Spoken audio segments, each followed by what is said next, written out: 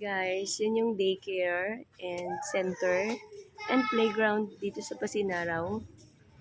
Dito lang yan sa Barangay Sabang, Naik, Cavite.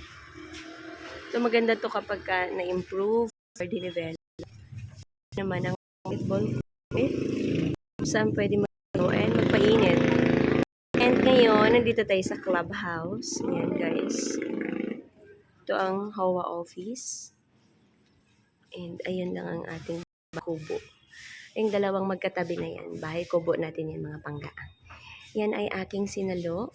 Worth 300,000 ang dalawa. And ito ang paligid mga bangga. Yan ang aking final home. NPA lang. Let's go! Uwi na tayo mga pangga. Inita na si Feliz. Feliz Navidad!